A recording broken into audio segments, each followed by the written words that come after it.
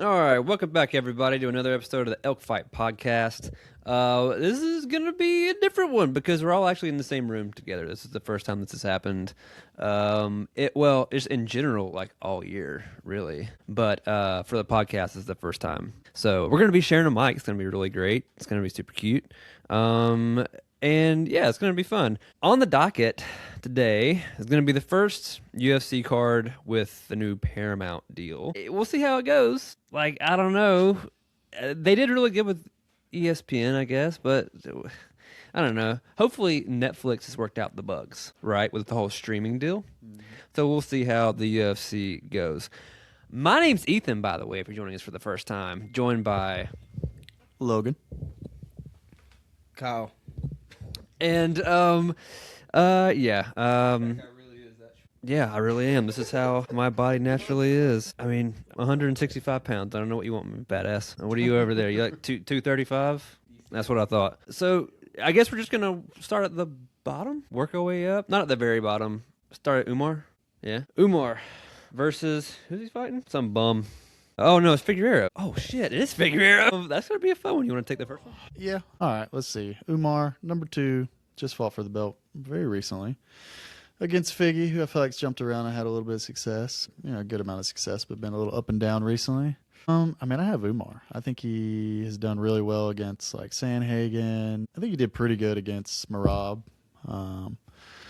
I don't know. I just think Figgy's been up and down a little bit, and maybe his time's gone. I still feel like Umar's the new guy, up and coming. So I got Umar for my pick. I think Umar's getting smoked on this one.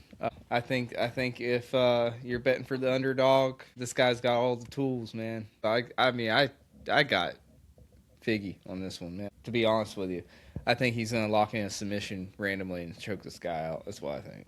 That's what I got. I think I'm gonna call a round 3 rear naked choke with Figgy. That's what I got on this one. That's my deal. That's my bet. I'm locking in on it, man. I think he's gonna get him. He's gonna weaken him up, and he's gonna get him in a submission round 3. That's my bet. The dude's well rounded as hell. A lot of experience. I don't think Umar's gonna get him scared enough and get in his head enough. I think he's gonna win. I think he's the underdog to bet on. That's what I was about to say. I mean, Figgy lost to Sanhagen, and Umar kind of went in there and dominated Sanhagen. So, not that, MMA math doesn't add up, but I think Umar's still up on the rise there. I mean, like, Figueroa's a former champion. Like, all the respect. He's still, 5th or 6th? Ranked number 5 or 6? Yeah, I mean, he's still up there, but Umar just fought for the belt, dog. And he's like Dagestani dog. Like, he's gonna fucking take him down and ride his ass for 3 rounds. Like, that's gonna happen. I just don't think that he's got the bottom game to ward off and get a choke on Umar. You wild as hell. My official pick, I'm going Umar. Umar's decision. Yeah, if you want your bets, I guess listen to Kyle, or actually maybe not. I don't know. What's the over under? What's the other odds on it? Yeah, okay. Well, Umar, and you got Figgy. I got Figgy. I think it's gonna start. The finish will start standing up. Finish will start standing up. He's gonna rock him in round 3 with a jab or something, and it will go to the ground. And in a scramble, I think Figgy's gonna use his experience. He's gonna use his experience. And that's how it's going to end. I think Figgy comes in there unfazed that he's facing this Russian nightmare, right? So I think that's his experience is going to come into play, and he's going to know how to go the distance and lock in a sub late in the fight. Off of the stand-up, though. Not just go in there and out-wrestle him. I'm not saying that. I think he's going to be stunned and go in there and finish it. All right. Next fight, it's closing out the prelims, right? You got Rose versus Natalia Silva. I mean, look, I know it's Rose, and I know that everybody loves Rose. Everybody loves Rose. Thug Rose, I get it. But Rose hasn't given a shit about fighting in 5 years, dude.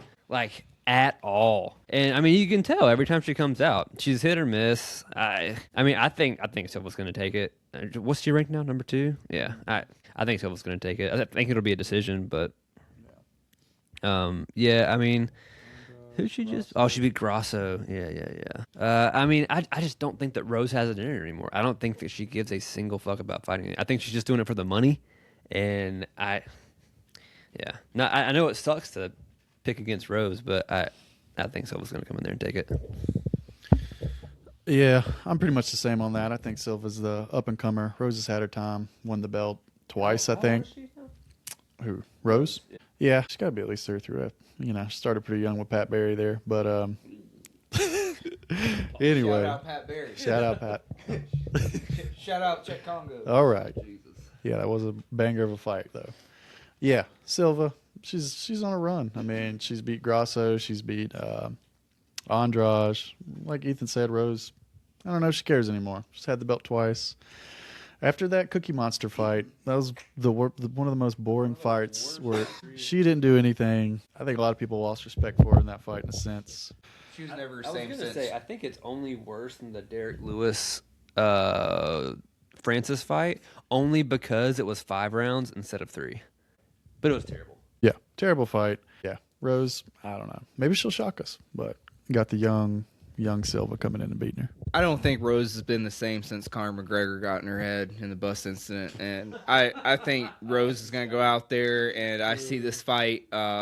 This is not an underdog you want to bet on. I think what this fight's going to show us is Rose is going to go out there and use her distance and speed. And I don't think Rose is going to get handled at all. I think what's going to be is the worst fight on the card. I think what you're going to see is Rose use her distance. And I don't think Silva is going to be able to keep up with her standing up as far as like distance wise. I think she's going to be chasing her down the whole fight. I think Rose is going to be doing a Wonder Boy where he's walking backwards and creating space the whole time.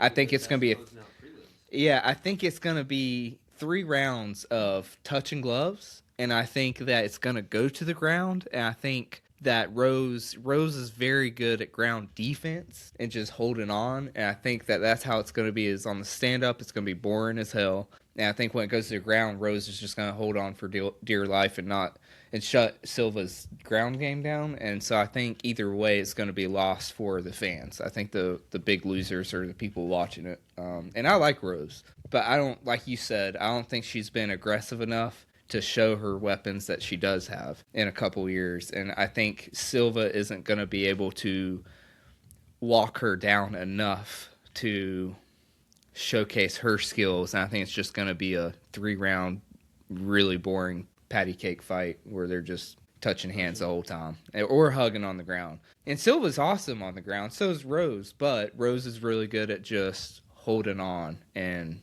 I just think that's how it's going to go. I don't think you're really going to see anyone showcase their skills. That's just my point. I think it's a really bad matchup, in my opinion. Who am I? I got an honorable mention though from I think still in the prelims. I like to look at the Charles Johnson and Alex Perez. I mean, we don't have to talk about it much if y'all don't want to, but I don't know. I think it's like Charles Johnson ever since I saw him on the Muay Thai tryouts for Tiger back in the day. And he came in the UFC. He's had a lot of wins, maybe a couple losses here and there. But he has a win over Joshua Van, who kind of won in not devastating, but an unfortunate fashion to get the belt. But, I mean, he TKO'd him. So, I don't know. I think Johnson TKO'd Van? Yeah, Johnson TKO'd Van. So, I don't know. Anytime Matchup, by the way. Anytime Johnson's on the card, I like him a lot. So, that's all I got to say about that. Y'all got anything? All right. I say we move up to is the Michael Johnson, Alex Hernandez. Let's do the Johnson one real quick. I got a few things on this one. I mean, Michael Johnson versus Alexander Hernandez. Hernandez is he's a young dog. We're skipping that one, but he's been on the rise for a while. Got a bunch of good wins here recently. I mean, Chase Hooper. It's not like a big win, but he beat him. I guess Hooper. Ferreira. So I think he's got a lot of good wins, but Johnson's always a dog. So he's been in the UFC for a long ass time. Long time. Yeah, he's got to be like, 35, 36 now? But he has good wins recently. Like, look, let's pull up his record. He's got a couple good wins here recently, I think. Is he the... Yeah, he's on a 3-fight win streak. Anyway, I got Hernandez just because he's younger, and I think ever since Cowboy got in his head and they had that little whatever, and he kind of went there and beat him up pretty good. I think he's been on a pretty good run since then, and that's Do you think they're going to make Michael Johnson? Do you think they're going to make him the underdog in this matchup? Vegas odds? I mean, I don't know who you would call. Hernandez is. That's what I was. He's kind of one of the new young studs that they're pushing right now. I would have if they make Michael Johnson the underdog. I would say Michael Johnson would be an underdog to put money on because that guy has tremendous jabs, and one thing Alex Hernandez doesn't have is. I think he might struggle against Michael Johnson's stand-up. It depends on how Johnson comes out. If Johnson comes out and keeps it standing and doesn't let Hernandez go to the ground, this could be a walk in the park for Johnson. This would be his dream matchup, in my opinion. If he's the underdog, as long as he keeps it standing, I think Johnson's got it in the bag, just because of the matchup. If he comes out as an underdog in Vegas odds, that's who I'm betting on. That's a good underdog matchup. But it doesn't. Who knows? Because they're both unranked. But you would think Hernandez would certainly be the favorite. I think in that. So who you got? So As your official pick. Who's your God, it's tough. I like Michael Johnson because I think Michael Johnson has the ability to do a first-round knockout with jabs alone. The guy can throw some jabs in straights. So I got Michael Johnson win by knockout round 2. That's who I got. I think Michael Johnson's actually gonna come out and do some work. So that's who I got. What you got? I got Hernandez. I'm going to say round 1. I think he's going to come in looking for a takedown. Johnson's going to bite on it. He's going to take a knee straight up the middle. That's what I'm going to happen. All right. I think this is a main card now. Arnold Allen on Silva. We know who Kyle's going. Kyle likes the fighting nerds a lot, so we'll start with Kyle. Arnold Allen is someone that I would say has been very impressive, but I thought when he first came onto the scene, I really thought he was going to be at a higher point than what he is now. Who'd he lose to? Didn't he lose someone, or am I thinking of the other Allen? Max, yes. It was Max Holloway. The Max Holloway fight kind of derailed his hype train. But I really thought that was someone that was going to show up to the scene and become a champion pretty quick, and it just didn't happen. So I really think that he's someone that people don't realize is a top contender, but he doesn't have the promotion and stuff like that, and the trash talk and stuff like that. So I think he's always, if he's up against anyone in that weight class on any given night, I think he could be champion. So that's who I would go with, regardless of who he's fighting. He's just got a great body frame, reach. He's got just for that weight class, it's like what you would want to be in that weight class. He's got it all going for him, stand up in ground game. So I think all around that's a safe bet up against anyone. I mean, he lost to Max. I don't think that's really a loss if you lose to Max. So that would be my pick. I mean, he's going up against someone that's tough, but I think he'll be able to outlast the onslaught in the first round. I think if he just lasts the first minute, if he can survive the first minute, he might get knocked out and finish in the first minute, honestly. But if it goes more than a round, he'll solve the puzzle and get the win, whether it's decision or submission or anything else. But I would go 3-round decision, Allen. Yeah, I like Allen a lot. I think he's got all the skills. He doesn't promote himself like Patty does, even though he's another English guy, but he's not a shit talker or anything. I don't know. You got to look at his dates for the fight. So he hasn't fought in a year and a half, and he's on a 1-2. He's lost 2 out of his last 3 in the last few years.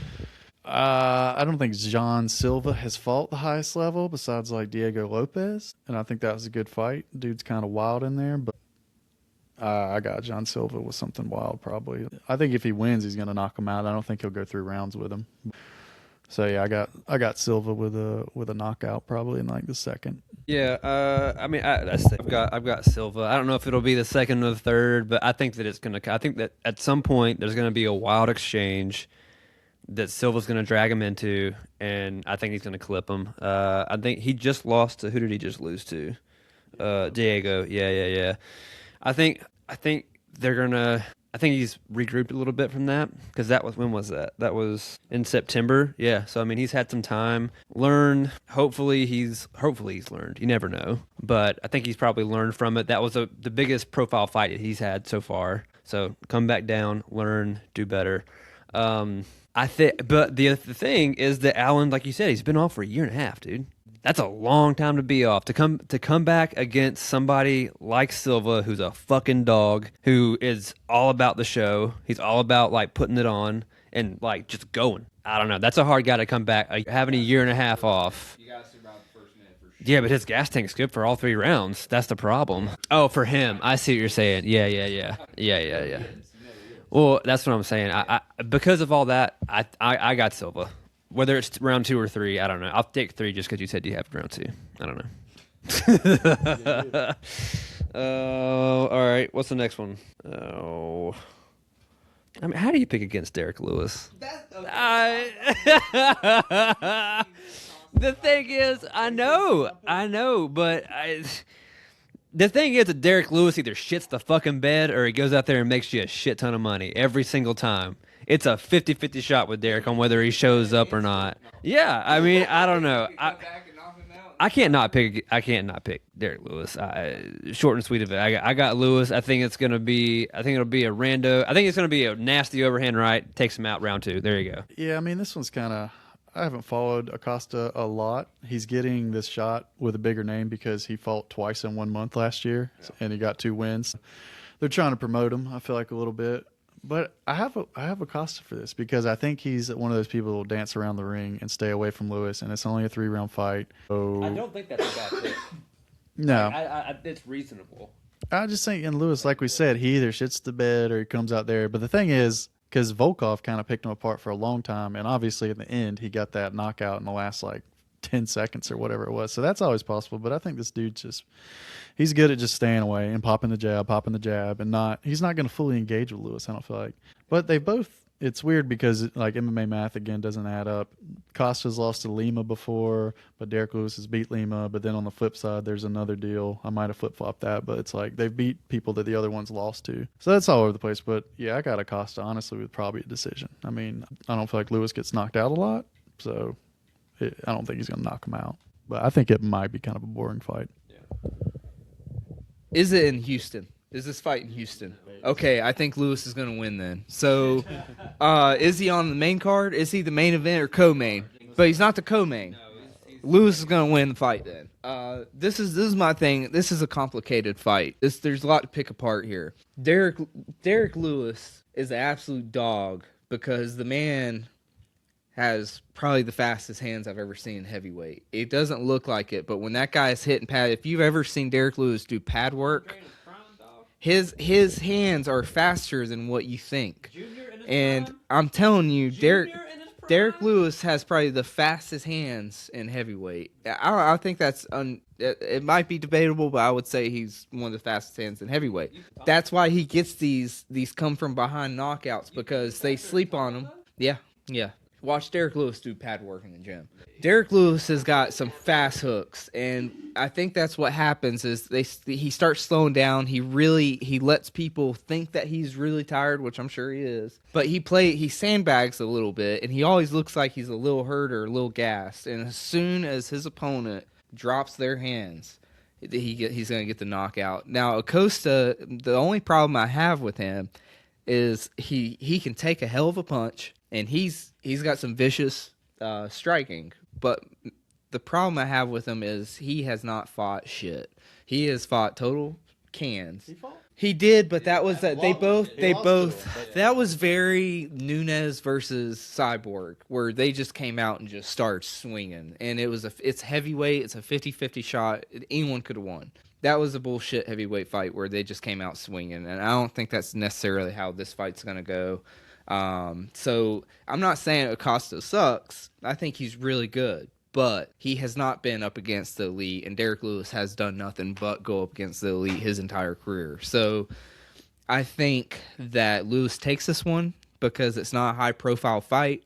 Derek Lewis always shines when the spotlight's not on him. He always shines. And I think this is going to be light work for Derek Lewis. I think it's going to be an uppercut. I think it's going to be a signature uppercut knockout. And I think it's going to happen fast. I think it's going to be in the first round. I don't think Derek Lewis wants to be in there for more than 2 rounds. He's at the end of his career where he doesn't want to fuck around and be tired and gassed out and get hit for 3 rounds. I think he's going to go out there and make it early night for him. I will say, I don't think that Derek, in this point in his career, is taking fights that he doesn't think he can win. Exactly, Yeah. and that's why I say I think he's in the driver's seat of who he picks, and I think this is a fight that he's gonna have to hurt this dude and stay on him because the guy can take a hell of a fucking shot, But if anyone can do it, it's Derek Lewis. I mean, the dude's got an uppercut from the heavens. I mean, it's just nuts, and it's fast. When he lands his knockout shots, you think he's gassed, and all of a sudden he throws a hook or uppercut or overhand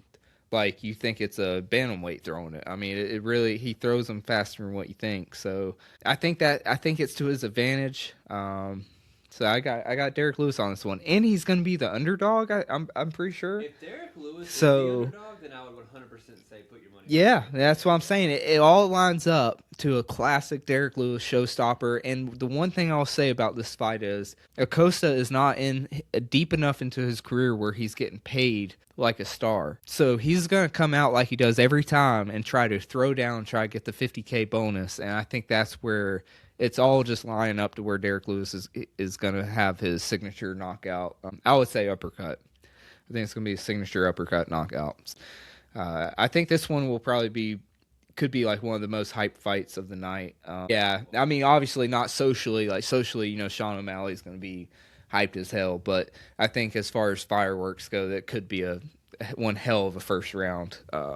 Whoever wins. So, but my money's on underdog Derek Lewis, 100%.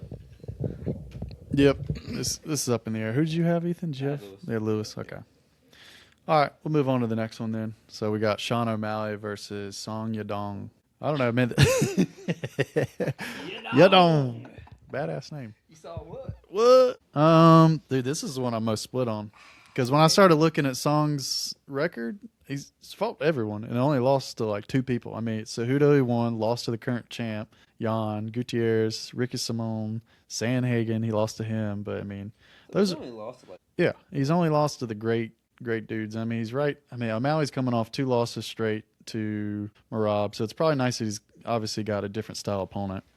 I'm pretty split on this one. I haven't made my decision. I'm about to now, but because I've thought about most of them, but I'm probably going to go O'Malley just because he's proven a lot being young and coming up, and I think he can get the knockout. I mean, I think he's a sharpshooter that can find. I mean, like he did to Sterling when he overextended or whatever and just caught him. I think he can find that with Yadong, but I don't know. I'm up in the air. This is the biggest toss up to me on the card, but I'm going O'Malley with probably a knockout. Yeah, because it's only a 3-round fight too, so they got to get to work. Yeah. You know, I think O'Malley's probably only done 5 rounds for quite a while now. Yeah. So hopefully he comes in there with some intensity. Can you go back? I want to see on Yadong's the last 2 guys that he fought. It's trash. Shout out Dan White. He beat. Yeah, but decision. I mean, I don't know, man. I'm so split on O'Malley right now. I'm split on this fight too. I'm so split on O'Malley right now. I know Kyle's gonna say that O'Malley's gonna take it by a landslide. I already know, but I am very. I think O'Malley's gonna be really hungry to get a victory because he needs one bad. I just don't know that he's the most complete fighter out of this match. That's the problem. And that's the other thing that I want to see from O'Malley. I want to see him do more than just snipe, because that's all he's ever done is snipe. And I think that now that he was at the top and he realized with Merab, okay, well, I can't just do that anymore. I hope that he learned something from the time that he's had off in the last losses. So he's like, all right, I got to change something. That he did. I just don't know that if he's going to do enough. I think that Song Yadong's a better all-round fighter. I know the MMA math doesn't work out, but I might pick Song on this one. I think I'm going Song. I would like to see Sean get another win, though. That's the thing. I think I'm going to go Song, though. I think Song might be the more all-round, more complete fighter. I think that if O'Malley's able to lull Song into his game, O'Malley takes it. I think he's a better sharpshooter than Sean is, or than Song is. I just don't know if he's going to be able to do it. Song, official pick. So I just want to point out O'Malley definitely lost to Peter Yan in 95% of people's opinion. But here we go, Kyle. Jump in here. You're not going to do your pick? I did early. He did Oh, I got This is an interesting one because pull that back up, Logan. Yeah, Jamie, can you get the? Okay, so this one's interesting. I'm kind of with Ethan. This is probably the toughest breakdown of a fight on this card. I always like underdogs. If you're gonna bet on underdog, this is probably the safest one to bet on because, like Ethan said, the dude's well rounded. He's a dog on the ground and has everything it does take to keep O'Malley down if that's his game plan. The dude's an absolute athletic specimen. And he's got knockout power. So I mean, he's got a lot of threats. The only thing that I have to say about this fight that about O'Malley is I think O'Malley took the right step in his career is to back off for a little bit. He had the same fight twice, and it was a lot of trash talking. It was a lot of vengeance. It was a lot of mental games. And I think him taking a step back, I mean, it was a while back that it's been how long? Yeah, it's been a while. And he has not been in the spotlight. He hasn't been in the spotlight. He's been at home. He's been training. I think this is that point in the career where at his point in the career, it's where you have to step back. Go back to the drawing board, work on get rid of all the bullshit. And he's done that. It seems like he's done that because he has not been, he's always real active on social media, but he hasn't been in the spotlight. He's disappeared for a little bit. And someone like him with the mental games and everything like that, I think this could be the fall or the comeback for O'Malley. And usually with people like the persona of O'Malley,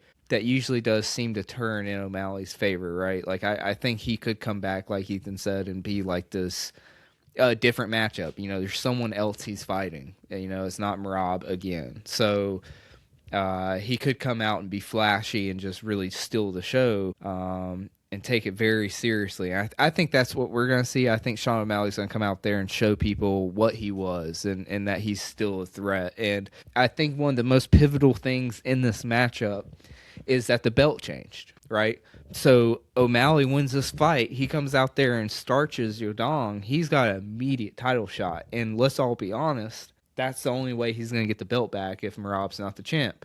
And this is his perfect chance to go back and have the ultimate comeback and fight and get the belt against someone that he technically beat, right? He officially beat, but technically is arguable. But that's still in Peter Yan's head, right? So it's a mental game that he has to O'Malley's advantage. O'Malley has that to his own advantage that he can go immediately fight for the belt against someone he already has a win. And so I think that's very important. So if there's ever a time that O'Malley, it's like all the stars are lining up for him. He took a break. He went back to the drawing board. He's not been in the spotlight. He can come back and starch this guy and then get the belt right back. So I think because of that, O'Malley is going to win this fight. It really does hurt to not pick the underdog on this one because if you're going to pick an underdog, this guy is the underdog pick. So yeah, it is. It's kind of up in the air. This is the most split fight in my mind on this card.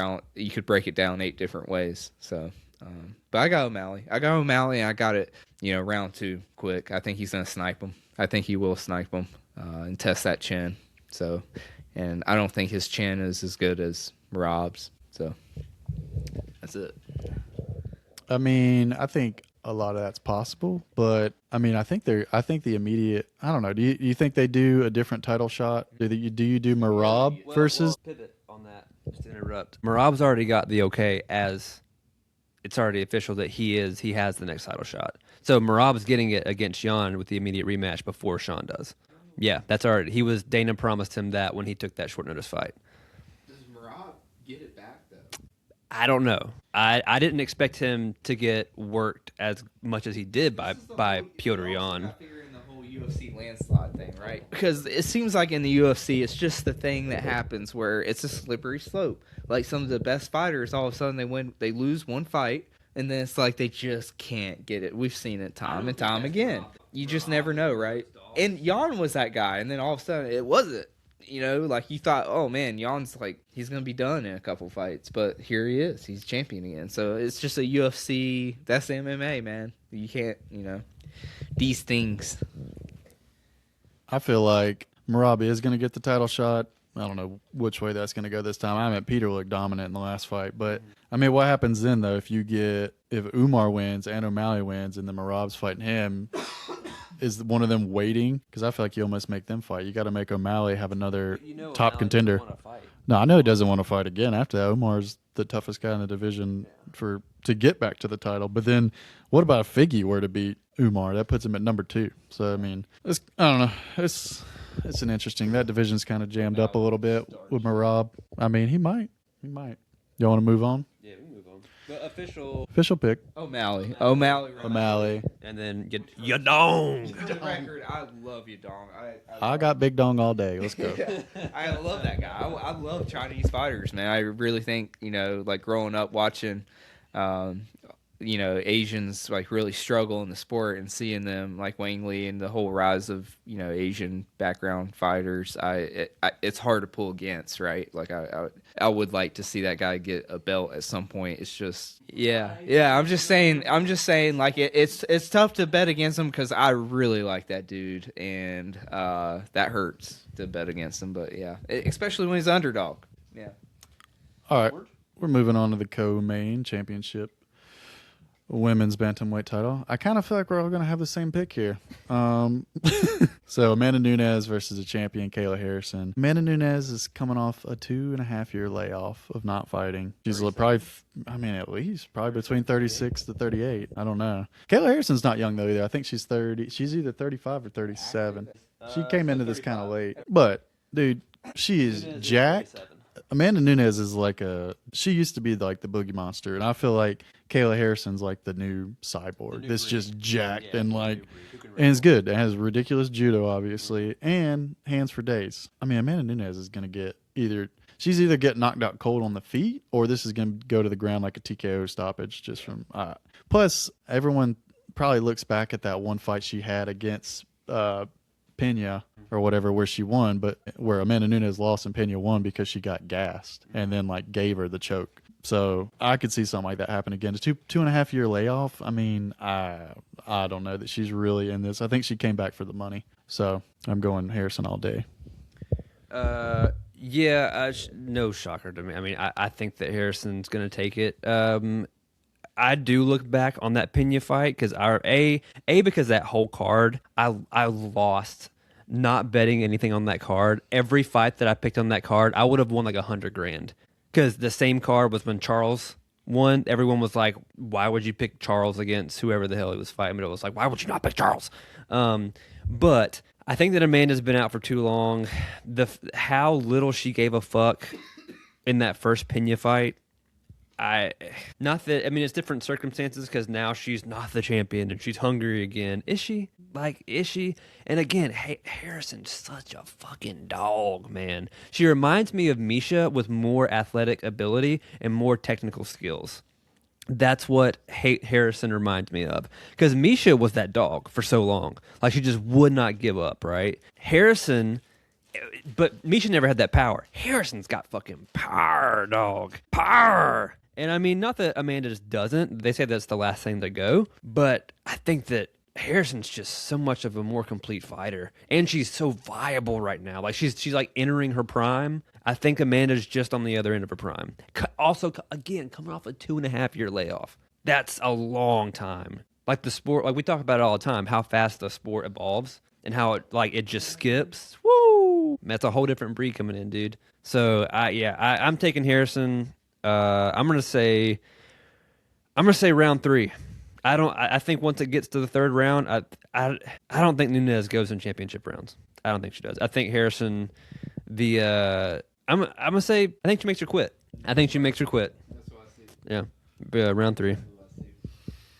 I think one of the things to look at on this fight that's interesting is the layoff, what it naturally does to anybody, no matter who it is. But what I also see is it was so unbelievably rushed, her re-entrance to the UFC. It was like she was almost like bullied into coming back, almost like it was almost like they rushed her back in. And this weight cut, the training, how much training do you think she actually has? How quick was this weight cut rushed. It seems so soon. I mean, it seems like it's just she needed like a half a year of training just for her opponent to come in to break the rust off, stuff like that.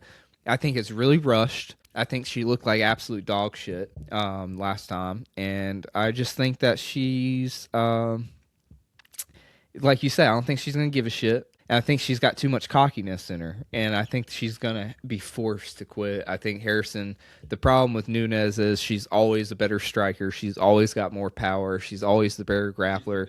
She's always the scary dog. She's always got the reach and the power and just everything. And I think the problem is she's never, usually her opponent has one weapon against her, and when that doesn't work, the fight seems to melt down. And that's how she wins, right? She's the more complete legend.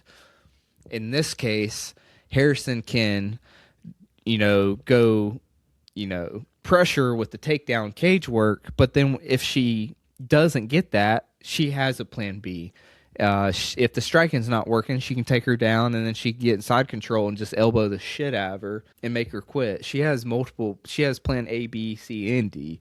And I think Nunes is not going to be ready for that. I think she makes her quit by round 3. I think Nunes is literally going to lay there and wait for the ref to say to stop the fight. I don't think she's prepared. Like Nunes can come in there. Nunes could come in there and land a hook, and it's MMA. Anything can happen. But 8 times out of 10, I see Harrison making her quit because she is not ready for that level of competition after a 2-year layoff. And I know she hasn't been training at championship level. It's very rushed. I think it's way too rushed. No, I know. It's way too rushed, man. It was just in the air as a question, and then all of a sudden she's cutting weight and coming back, and everyone's like shocked about it. And that never works out right at this level. At the championship level, get the fuck out of here. Against Kayla Harrison, it's not going to happen. So I would put your money on Harrison on this fight. So that's I think it's round 3. I think she quits.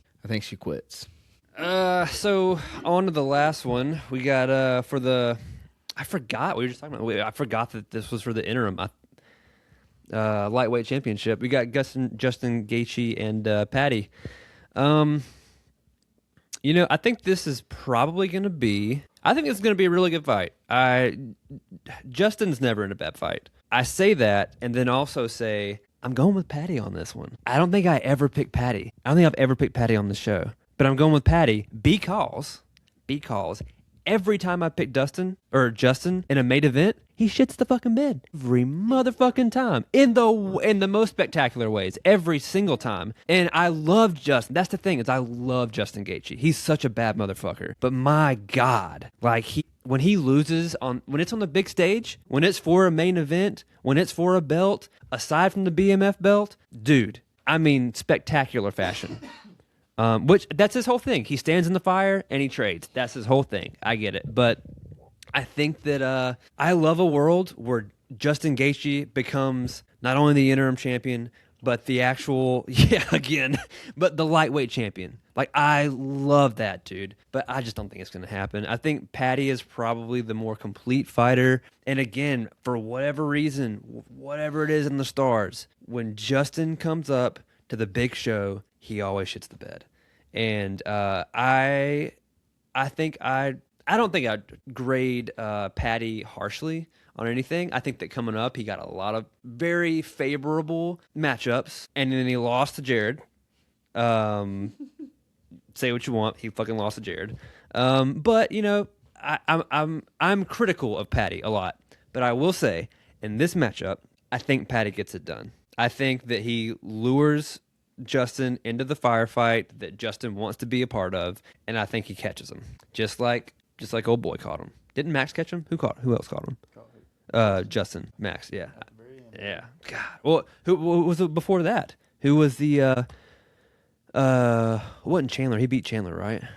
Yeah, he beat Chandler. Who was the other one? It wasn't Dustin. Oliveira. It was Oliveira. That's what I'm thinking of.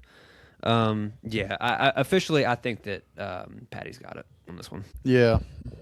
I'm not a big fan of the lightweight division and the fact they're doing an interim belt. I don't know. The Taporia thing, I don't know. It is what it is, but it kind of sucks. There's too many interim belts. This is like Ethan said, this is going to be Gaethje's second interim if he wins. And then I feel like I don't think Patty's deserving of this interim title shot. I think Arman is.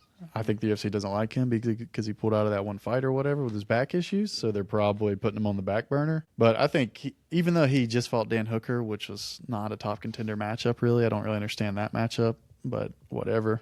Dude, Patty's record. I don't know. King Green, he's a very 50-50 fighter. And that's one of the last people he beat. Michael Chandler is like what? What was he? 2-6 at the time, 2-7, whatever it is in the UFC. I wish he would have fought better people by now. I think he's got the skills to beat Gaethje, but it would have been nice to see that on paper, him actually winning against these guys. I mean, however, I don't know if Chandler had a bad night or if Patty just was that good. He made Chandler look way worse than like Gaethje did or Dustin or any of that when they all fought Chandler. So he went there and dominated compared to the other two. So I do have Patty in this. I don't know what it would be. I mean, Gaethje's been submitted, but I think only by Khabib and Charles. I don't know if he's necessarily submitting him, but there's not many people that just make Justin quit on the feet or knock him out besides Max, but that was just wild. So I don't know if it's a decision. Patty's never been in a 5-rounder that I know of. I'm sure in Cage Warriors, maybe probably not. He probably finished most people, but what did you pick for Patty? Did you say knockout or did you pick? I said knockout. Maybe third round, maybe fourth. If Justin starts getting sloppy, I don't know. I think it'll be a knockout, but from a firefight that he gets him into. I don't know. I don't see Patty knocking him out for some reason. I'm going to say decision, which doesn't sound like what would happen for either of these guys, but I don't know. It's because you really haven't seen Patty's chin tested like crazy because Chandler really didn't get in on him too much. King Green, that ended before it started almost to an extent. 37, I think. Patty's 30 because that's another thing. The age, I think, has got me. Yeah. Kyle's over here itching. He's ready to give his big baby. He's moving. So my pick's Patty. Probably decision, which doesn't seem likely, but I'm going to say that. Is this the last pay-per-view on ESPN? Yeah, this is the first. Oh, it is. Okay, that's cool. That's exciting. I think I am so impressed with the UFC finally getting back to a pay-per-view that I would actually pay money for. I think, yeah, but I'm just saying, like, it's one of those things where it's like, it's been so long since I've seen a numbered UFC fight where I thought, the matchmakers did a good job. Yeah, and this is like every fight, even the prelims are pretty exciting. That's so also because it's the first. Yeah. But I'm glad they're trying because they don't have to. We'd still tune in. The thing that I would like to say about Patty in this Gaethje fight is I think everyone's going to be up in the air because I think they could fight 10 times and it would be a different result every time.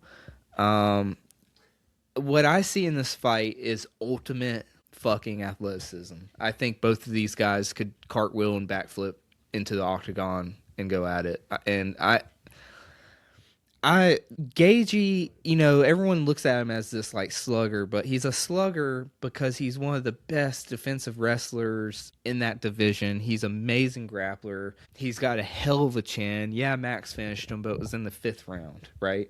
So as the time runs out. So it's one of the, and he kind of accepted it for that to happen. So it's kind of tough to pick. What I see is just two total complete athletes fighting. And the one thing that I want to say about this is Gaethje usually shits the bed. I don't like that he's the favorite because I feel like he's a Derrick Lewis where if he's not the favorite, he fights different. I think him being the favorite, something's like bad luck written all over that. Yes, it's pressure. And the thing that I like about Pimblett, and this is a crazy take for a lot of people, but I really think he's the closest thing that we have seen. No, this is the closest thing that we've seen to a complete fighter like GSP. What he did to Chandler was so old school GSP of just totally dismantling another figure. I think that Patty, even though I just think Pam, the way he gets people in side control and just like the minute he's pressured standing up and he can go to clinch and control and get down and then side control and what he did to Chandler on the ground. Like I said, yes, Chandler's old. Yes, he's lost. But what he did grappling-wise to Chandler, I've never seen anyone do to Chandler grappling-wise, and I think that speaks a lot. So it almost makes me wonder, is he going to do the same thing to Gaethje? Is he going to go out there and be smart, which I think he will? I don't think he's going to get in a firefight with Gaethje. I think he's going out there wanting the belt, so he's going to go out there with a better game plan, a better strategy, a better mindset. And I think you will see him put Gaethje on his ass, I think you will see him inside control, and I think it's going to be a knockout from elbows, a ref stoppage. I don't think he's going to knock him out cold, but I think Pamblett will. It'll be the same thing as. I think you'll see the exact same Chandler fight happen with Gagey. That's my prediction. Is Paddy Pamblett stoppage by ground strikes in round 3. That's mine. But I think this is like two of the best athletes of their time physically. Fighting each other, so that's why I'm excited about is the athleticism point of it. I mean, you can't. I feel like Patty and Gagey could like be athletes in any sport almost. Just off of just pure athleticism. I mean, they're crazy guys. So to see them facing off, it's gonna come down to who has a better game plan. I think Gagey's not gonna have the better game plan, so that's why I got Patty. Yeah, actually, I would. Everyone thinks it's gonna be a firefight, and it very well might, but I would like to see it go to the ground because, I mean, Gaethje's only went to the ground really like maybe 2 times. Kind of got smitted with both of them. But, is Chandler a fluke or not? That's what. Chandler? Yeah, is the Chandler fight the ground dominance? Was that a fluke or was it not? So that's what we're gonna find out. If he does that to Gagey, if he does the same thing, gets him down on the ground, takes him down, and just bullies him on the ground, that's gonna shock me. So that's why I say he could be the next GSP style fighter that just technically disassembles really good champions. Yeah, I do feel like Justin's neck. I almost feel like Patty maybe would have a better shot of submitting him than he would getting like a TKO because I don't think Justin's quitting in terms of like strikeage, but if he can, I think he potentially choke him out. But yeah, I don't know. Not to bring up everything I said earlier, I would like to see a good grappling match between the two of them, but I guess we'll find out. Ethan, you got anything else? You want to take us out? Take us out, baby. Alrighty. Well, that's our picks. Let's hear your picks. Go ahead and put them in the little comment section there. We like hearing from you. That's cool. Who do you think is going to shit the bed on their roster? Well, that's going to do it all for this episode of the Elk Fight Podcast. Thanks for tuning in, and we will catch you in the next one. Bye.